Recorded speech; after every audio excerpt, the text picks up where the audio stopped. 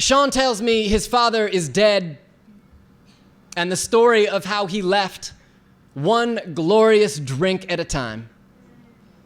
He spiraled out of this earth behind the wheel of a Ford pickup and enough cavalry clattering through his blood to overtake a small nation.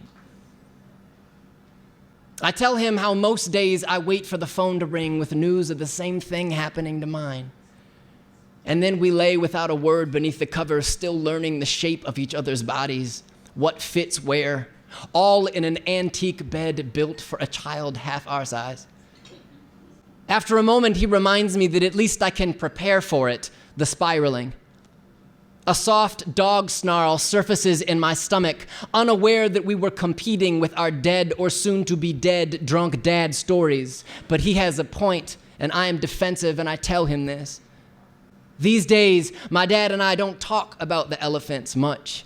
They're always their presence grazing in and out of each room.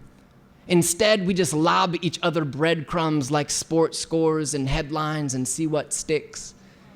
And it is work to think of small talk as anything other than futile, like chopping at the rind of a redwood with a bread knife, while my mother lumps over a friend's kitchen table with her head in her hands and steely tree-ringed table coasters drooping beneath her eyes.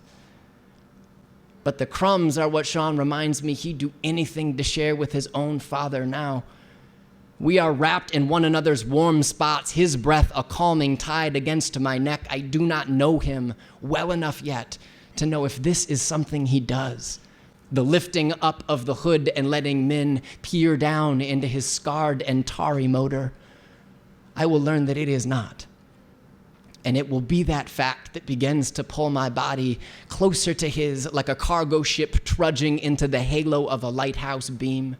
Just as I will also learn, once the scotch has been kicked, our clothes strewn about the living room, the fire dwindled to a soft brood, once the stones have been rolled away from the mouths of both our caves and only I want to walk deeper down, what it feels like to talk about the Knicks' losing record instead of asking him to travel the world with me, to thunk backgammon pieces and hike through the pines in silence at dusk instead of telling him I might be falling in love. But here, still months before I will know the art of grieving a man before he is gone, of stealing and storing bits of him in glass jars before the clouds come, he tells me to call my father in the morning, ask him about whatever, and listen. Before long, I will not know which man I mourn most.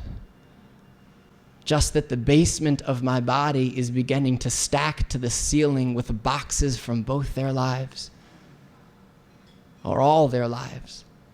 That this shadowed room and beard sweat and chorus of raccoons chirping outside is a box of its own, and that tomorrow we will begin boarding up the windows with small talk, one tiny nail at a time.